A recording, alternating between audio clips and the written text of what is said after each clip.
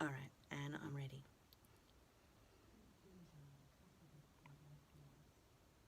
Every child is born with its destiny written on its forehead, he said as he took his first sip. His mouth looked like a cavernous clown mouth, his gums gleaming pink. Like a lot of people in the village, he'd lost most of his teeth from decay at an early age. He'd had full dentures made, but he never wore them, and so his face had sunk into itself, making him look like a walking skull. His modified diet, which pandered to his tender gums, was probably responsible for his thin build. My brother and I sat at the kitchen table opposite my grandparents, sipping homemade rosehip tea and eating a thick slice of Nana's pogacha, coated in sour cream. I watched Dido and waited for him to continue his story. There once was a woman who birthed a baby girl, Dido said.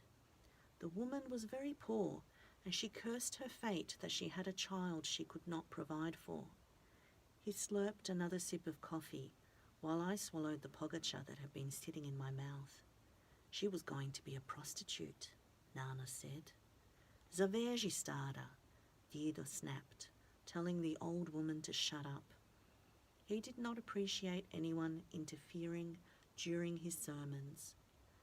The ticking of the cuckoo clock on the wall above my grandparents was the only sound in the room. Nana poured again.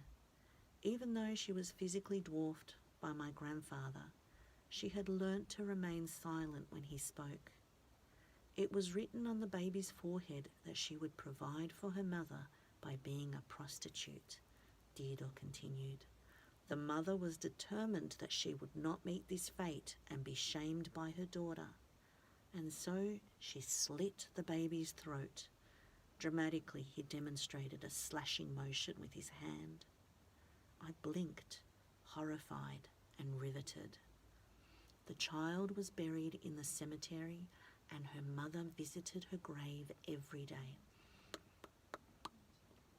Okay.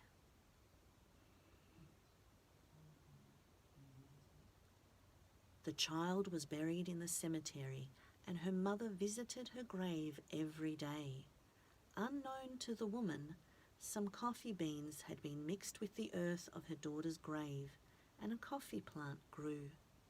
The woman harvested the coffee beans and was able to trade them for food, and thus her daughter's fate came to pass as she provided for her mother. After Dido finished, I had so many questions.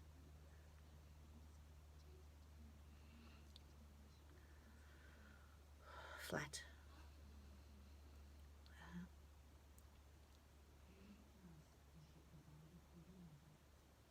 After Dido finished, I had so many questions. Did the woman regret killing her child? Wasn't she put in jail? But I swallowed my questions the way I did the pogacha. My grandfather did not encourage questioning minds. He told his stories to educate us about Islam and to inspire us to believe. A fervent communist in his youth, he had found faith in his mature years. He saw it as his duty to indoctrinate his Australian grandchildren. Oh my gosh, I'm going to have to do that again.